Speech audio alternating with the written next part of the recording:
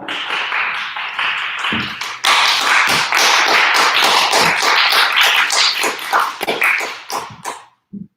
you for coming today.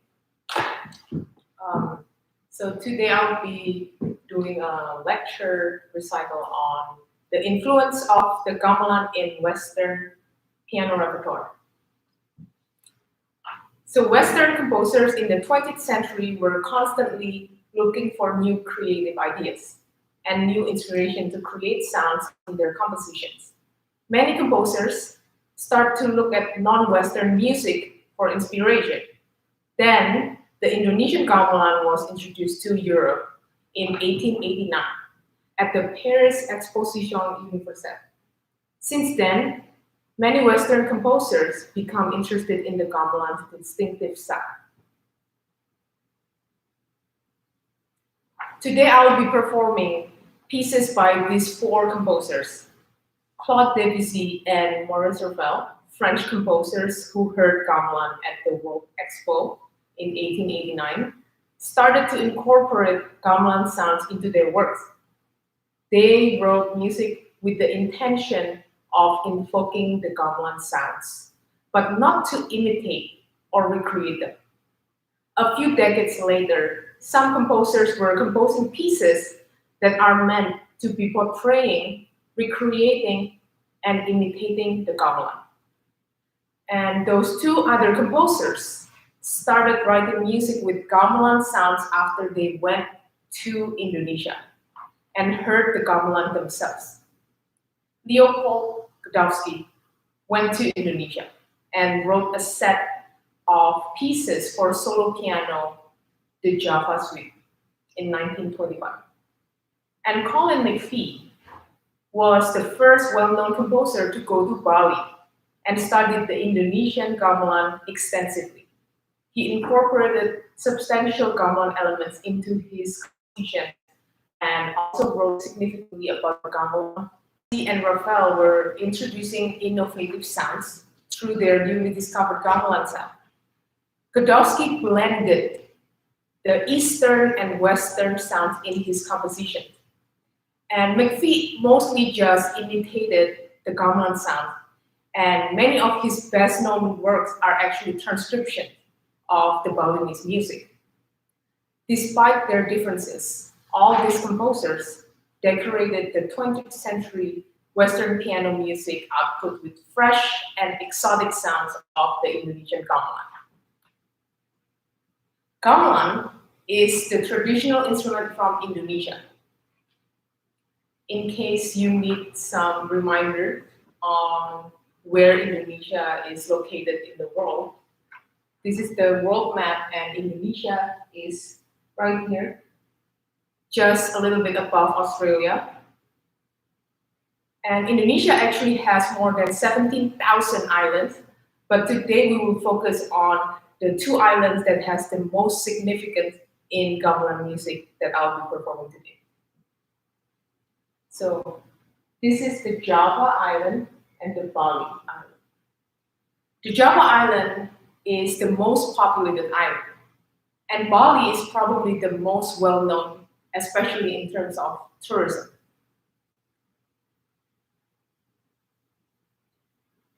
The gamelan is usually played for special occasions, like funerals, weddings, religious rituals, or any other special occasion. It could also be played as music accompanying the shadow show, or like the traditional puppet theater. However, unlike the Western instruments in the orchestra, the gamelan does not follow any particular standard in tuning. Western instruments are played interchangeably from one ensemble to another. For example, an orchestra can always replace one violin with another violin, or one cello with another cello.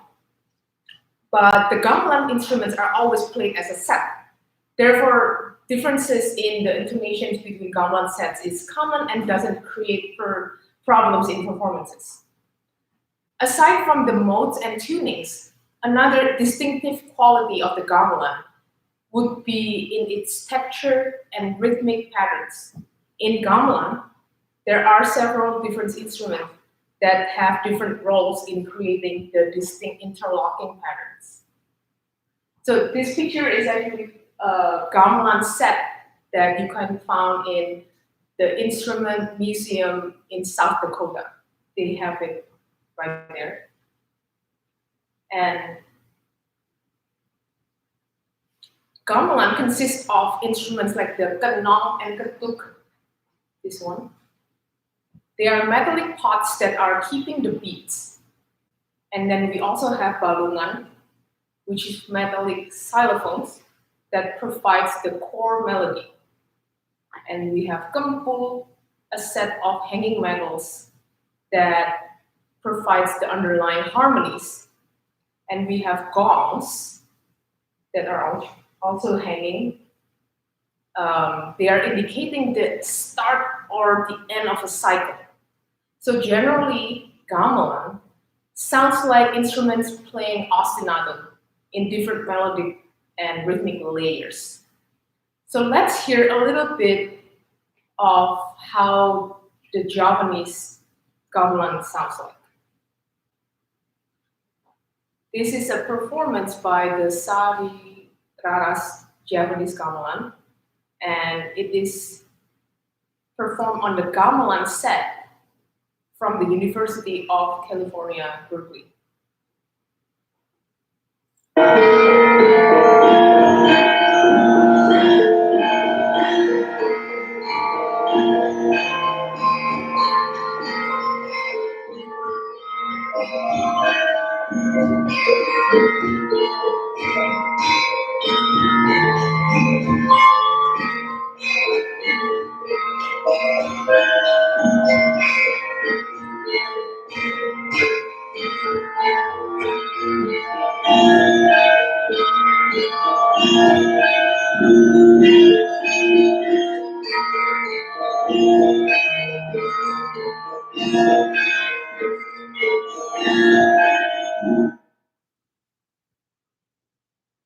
So as you heard in the video, there are a lot of layers and repetitions in gamelan music. The music is so repetitive that it could almost feel hypnotic. In Western musical terminology, gamelan texture is similar to heterophony or polyphonic stratification. The forms of gamelan music are like repeated cycles of sections that are often called the colotomic structure. These repetitions of the same rhythm and interlocking patterns are present in the pieces that I am performing today. So one of the earliest composers in the 20th century that wrote music based on the gamelan was Claude Debussy. He heard the Javanese gamelan for the first time at the Paris Expo in 1889. At that time, Indonesia was actually still a Dutch colony, and the country was known as Dutch East Indies. This is the first piece that I'll be performing today. Debussy featured the exotic elements of gamelan in this work for solo piano Estampes, written in 1903. In particular, the first piece in the set, Pagode, is clearly influenced by the gamelan. Pagode was written with pentatonic scale as the basis of the melody and tonality aspect of the piece. The pentatonic scale is also often generally associated with music from Asia, but the Javanese gamelan also has its own mode called slendro, and it is very similar to the pentatonic scale. This piece is technically in B major, or sometimes G sharp minor, but it mostly uses the pentatonic scale of B, C sharp, D sharp, F sharp, and G sharp to fit the modern piano.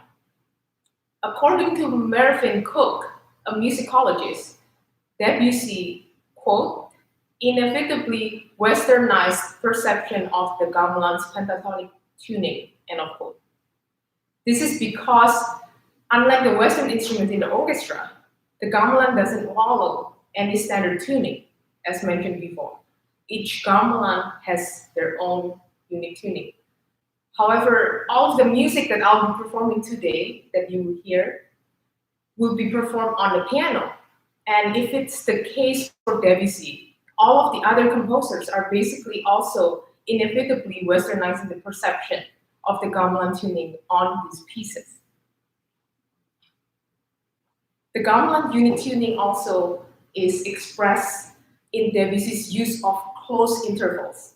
So when it's two semitones or one semitone apart, by clustering these two notes that are close together, supported by the use of the damper pedal on the piano, it could create some ambiguous pitches, which would be like recreating the indistinct pitch and tunings of the gamelan. Aside from the modes and tuning, other distinctive qualities of the gamelan are in this piece: texture and rhythmic patterns. So in the gamelan, we have several instruments that have different roles. And so to remind you, we have the instruments that are keeping beats, and then the metallic xylophone that are doing the melody. And then we have the gongs that are indicating the start or end of a cycle. And these instruments are also vaguely presented in Debussy's Pagode. So as you can see here, each phrases are divided by the low gongs. The low gongs are the open fifth chord of B and F sharp that appears at the start of phrases. And we also have constant upbeat notes, which is like the instrument in the gamelan that are keeping the beats. And then, of course, we have the melody here that would be played by the balungan on the gamelan. That's the first piece. And the next one is by this composer, Maurice Ravel. He was a French composer who also heard the Japanese gamelan at the same time as Debussy at the 1889 Paris Expo. A few years after Debussy wrote Estampes, Ravel completed his set for solo piano, Miroirs, in 1905. In the last piece of the set, he wrote this piece that has a very apparent characteristic of the gamelan. The title of the last piece is La Vallée des Cloches, which translates to the Valley of Bells. The title itself has a parallel connection with the gamelan, as it is a group of metal instruments that make bells-like sounds. The Japanese gamelan is often described as calm, soft, and entrancing. The composer Leopold Godowsky actually mentioned that upon hearing the Japanese gamelan, he felt like he was losing his sense of reality.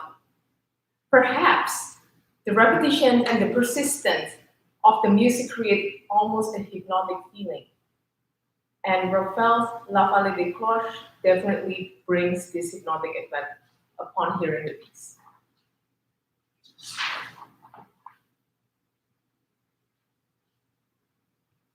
In the beginning of this piece, we have layered ostinato figuration that imitates the ambiguity of the downbeat, which is similar to the gamelan music. This type of form is often called polyphonic structure, and Colin McPhee, who studied gamelan extensively, explained that this circular form has each ending of a section overlapping with the beginning of the next one.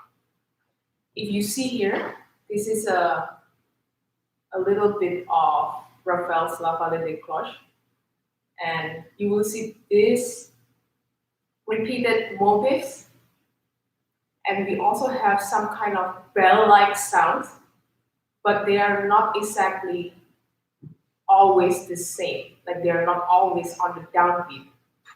This and this are the same, but this is on the upbeat and downbeat. And so is this one.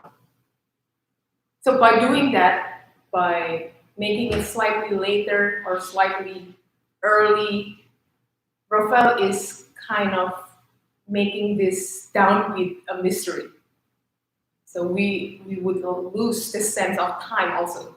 And like Godowski said, losing his sense of reality.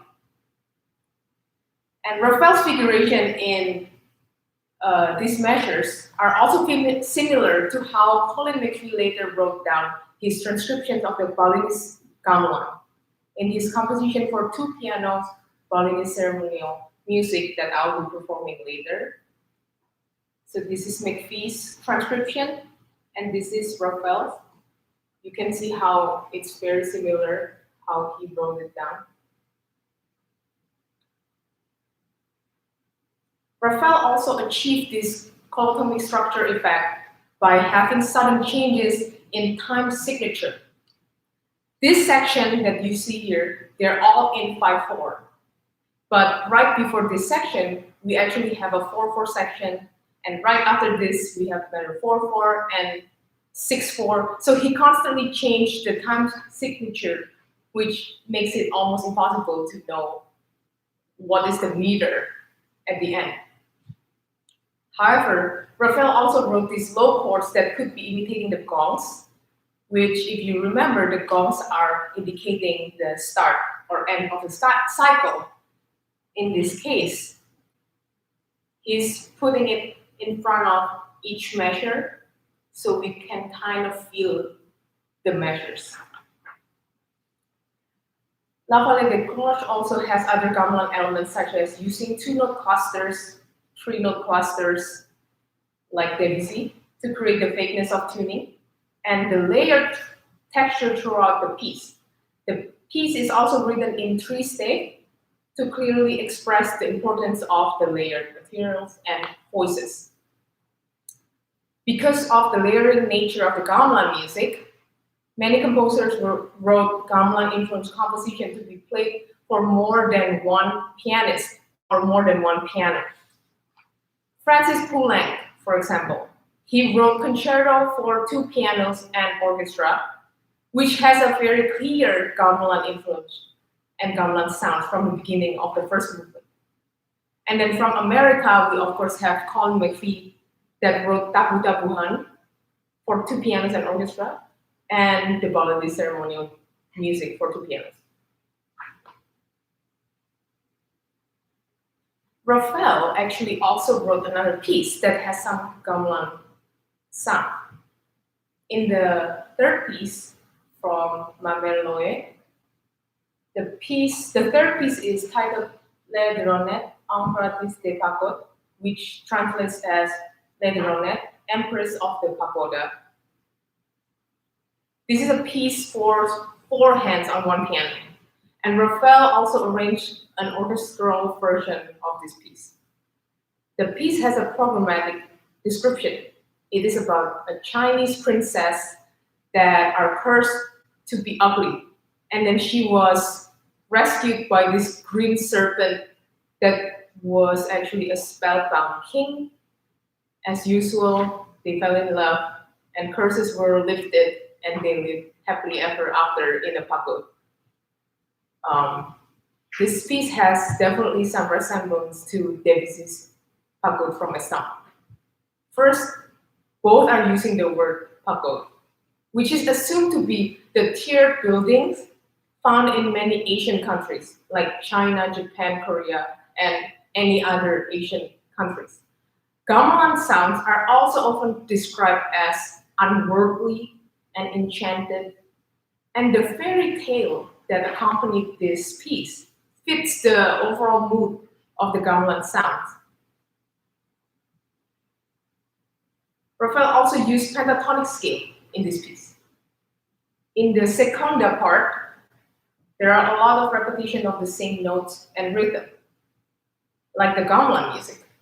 And it is layered by some type of melodic line at the prima part. By writing this piece for 4 hands, the layering aspect is much easier to achieve, and it makes it more manageable to perform too, rather than having the layer performed by only 1 pianist. There are also uses of cluster chords, so we can clearly hear the depiction of the bells in the middle section. Now I will be performing the first 3 pieces on the program, which are the Debussy and the 2 Ravel pieces.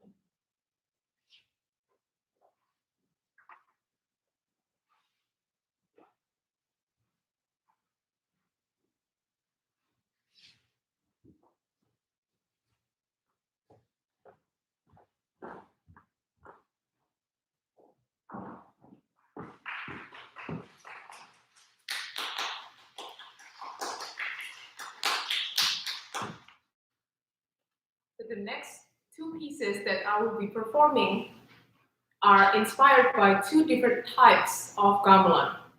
So as mentioned before, Indonesia has different styles of gamelan that comes from different regions. The best known ones are the Japanese and the Balinese gamelan. Colin McPhee broadly explained the difference between the two is that Japanese music is calm and never disturbed, while the Balinese music is turbulent and dramatic, filled with contrast and bold effects. The piece that was inspired by the Japanese gamelan is by this Polish-American composer Godowski. He wrote a piece titled Java Suite after his trip to the Java island. The Java Suite was written in 1925, and it consists of 12 pieces, which are all like descriptions of scenes he witnessed in Java. On the title page of the score, Godowski wrote Java Suite, phonoramas, tonal journeys for the pianoforte. And he wants to recreate his journey and what he saw and what he felt into the music. In his preface to Java Suite, he mentioned that, quote, although some of the following compositions express my impression in the native music idiom as I understood it, I've neither borrowed nor imitate actual Javanese tunes, except for the third piece in the set, Hari Besar. End of quote. We will be looking at the first piece of the set titled Gamelan. Godowski also wrote a description of his perception of the gamelan. He mentioned that the sonority of gamelan is, quote, so weird, spectral, fantastic, and bewitching. It's so elusive, vague, that on listening to this new world of sound, I lost my sense of reality, imagining myself in a realm of enchantment, end of quote. Gamelan, the piece, is definitely intended to portray Godowski's impression of the Javanese gamelan, but it also has clear Western music elements. The harmonies in this piece are mostly diatonic, first of all. In the beginning, it is very calm and soft, like the Javanese gamelan. So it is mostly in pianissimo. Godowski described that the gamelan produced the most ethereal pianissimo, particularly entrancing when heard from a distance. However, the music escalates to somehow virtuosic section in the middle. It becomes very turbulent with a lot of noise. This is still the characteristic of Javanese gamelan, but here Godowski also showcased the virtuosity of the pianist with loud octaves and leaps. There are also some rubato, accelerando, and other tempo changes. After the turbulent section, it goes back again to the serene sound of the Japanese gamelan at the end, which Godowski described as a perfume of sound, like a musical breeze. The calm and soft beginning of this piece could be depicting the bell sounds. In the first few pages of this piece, Godowski mostly marked the dynamics piano and pianissimo. On top of that, he also wrote molto tranquillo and sempre pianissimo. We know that he really wanted to relay this bewitching feeling of the Japanese gamelan by combining this softness in sound with the repetitive patterns that you will hear. This is especially hard to execute on piano because the piece has also a lot of layers. And as we know, the more notes that we need to play and the more layers that we have, the harder it is to keep the dynamics soft. So as you can see here, this is from the beginning of Gamelan by Godowski. He always emphasized sempre pianissimo. Even though there is no tempo dynamic changes, he keeps writing them, indicating that he really wants it to be soft. In the middle section, the layers become more complex. Some has polyphonic texture. There are also motivic elements in this middle section. The same motifs are repeated, but in different layers. So if you see these red boxes, this is the motif of E, G, E, D, E, D, A, D, which he keeps repeating. And then later, it will move to these voices, and then it moves again lower to this part. And this is just one of the motifs that he has. Actually, while playing this motif, the other hand or the other voices have other kinds of melodic element. So it is kind of contrapuntal in this middle section. He also used cluster notes, as you can see here, which also helps the Javanese gamelan sonority that Godowski wanted to express. On the other hand, we also have a composer that is more interested in the Balinese music. Colin McPhee. He was a Canadian composer, musicologist, and pianist. He was the first well-known composer that went to Bali and studied Balinese gamelan. He wrote about the gamelan extensively, and of course, he wrote music inspired by it. McPhee actually also went to Java and heard the Javanese gamelan, but he found Balinese gamelan to be more interesting. He mentioned that, quote, Balinese complained that the music of Java sends them to sleep, end of quote. He loved Balinese music, and his love for it begins before his first trip to Indonesia in 1930. So McPhee loved to listen to Balinese music recordings even before he went to Bali. He actually found the recordings quite by accident, which shows that it wasn't common to get these recordings at that time. He wrote in his book titled A House in Bali that he was fascinated by the clear metallic sounds and the bell-like and charming sounds of the gamelan. Colin McPhee's first successful composition that was inspired by Balinese music was Tabu-Tabuhan, composed in 1936. It is a three-movement piece for two pianos and orchestra. In this piece, McPhee infused the Balinese sound and elements into a symphonic work. The instrumentation for this piece is all Western instruments, except for the two Balinese gongs. Although this piece has not many Balinese influence, like in the texture and rhythm, and use of ostinatos, modes, rhythmic layering, the harmonies are not completely Balinese. In the orchestration, frequent harmony changes and structure of the overall piece sounds very Western. So Balinese, McPhee found balance between the composition, his own compositional style, and Balinese technique in this piece. In Tabu-Tabuhan, McPhee did not only transcribe what he heard, but he blended the Balinese element into Western style of writing, which is similar to what Godowski did in his Java suite.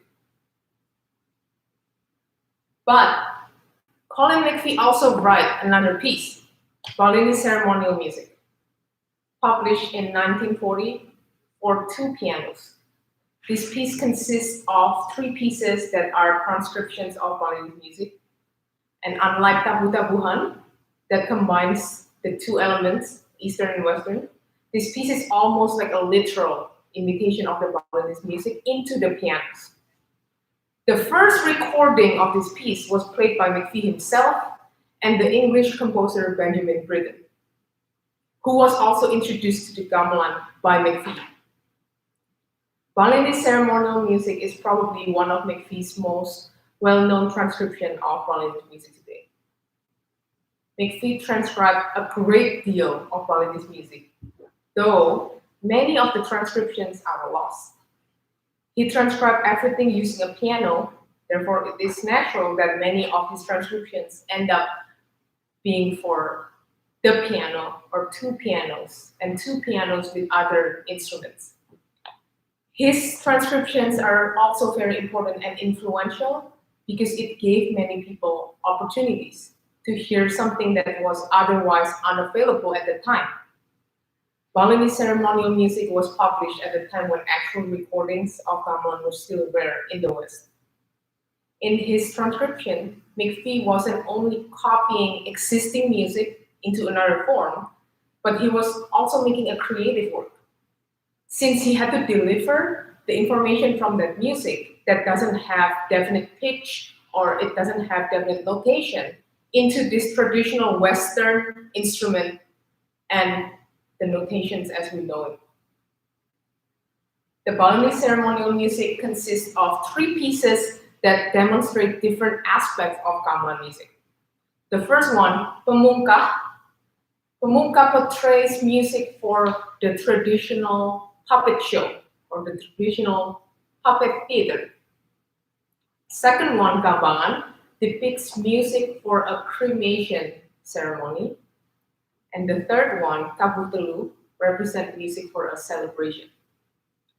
McPhee wrote transcriptions and he wrote descriptions at the beginning of each of the piece to explain the performance instructions, the original tuning, and other background information about the music. So in these transcriptions, McPhee also explained how he transferred the unique gamelan tuning into equal temperament for the piano.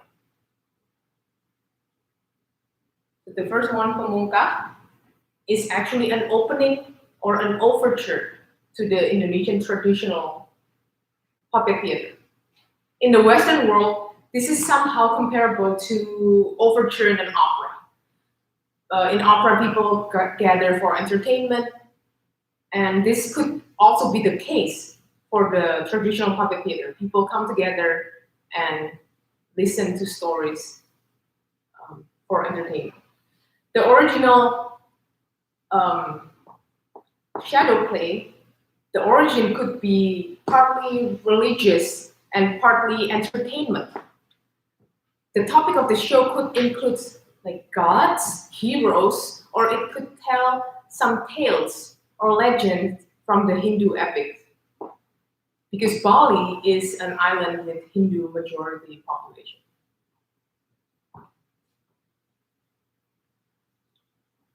The gamelan music here is using pentatonic scale that are not quite the same as the Western pentatonic scale. As mentioned before, gamelan has its own unique tuning, and they are played as a set. So in each of these pieces, McPhee actually provides some insights in the unique tunings. And this little graph in the bottom will explain how he decided to choose which pitch is for each note in the gamelan. So the Balinese gamelan solfeggio is ding, dong, dang, dung, and dang. And as you can see here, the gamelan solfeggio are not exactly the same as our tuning. So ding is closest to E, dong to F sharp, dang to G sharp, dung to B, and down to C sharp. McPhee uses these 5 pitches to write this particular transcription of the Balinese gamelan in pemungkah.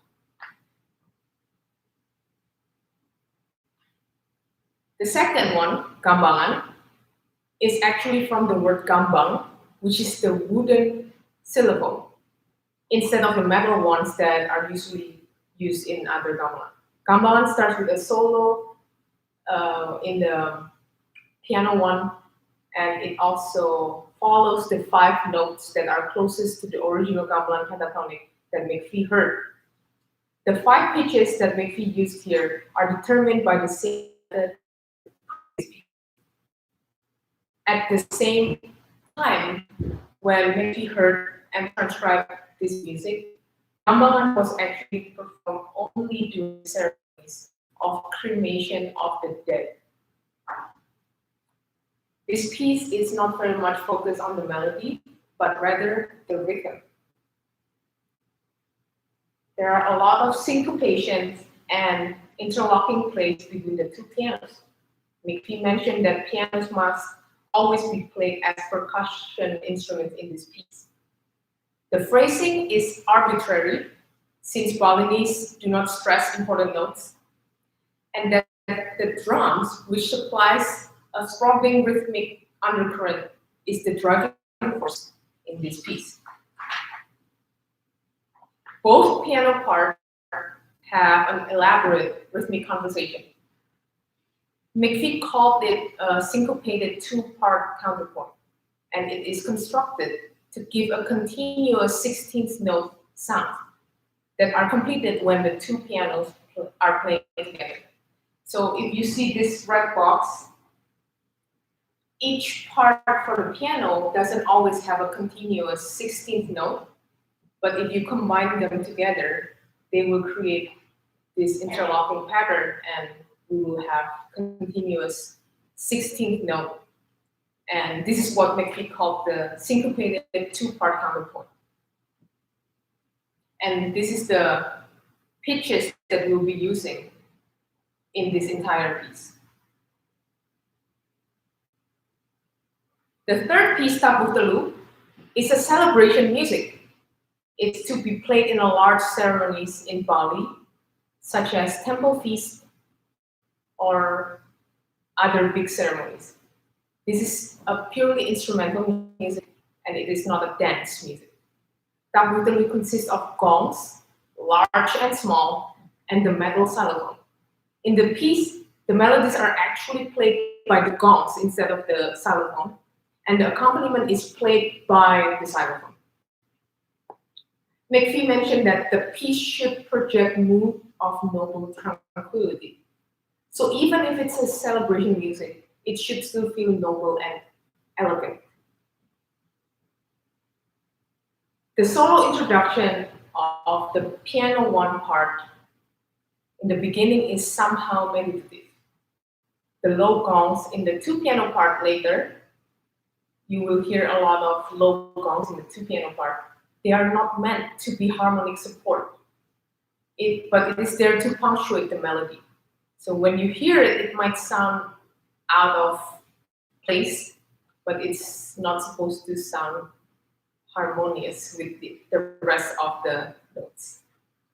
So now I will be performing Gamelan from Java Suite and the Balinese ceremonial music.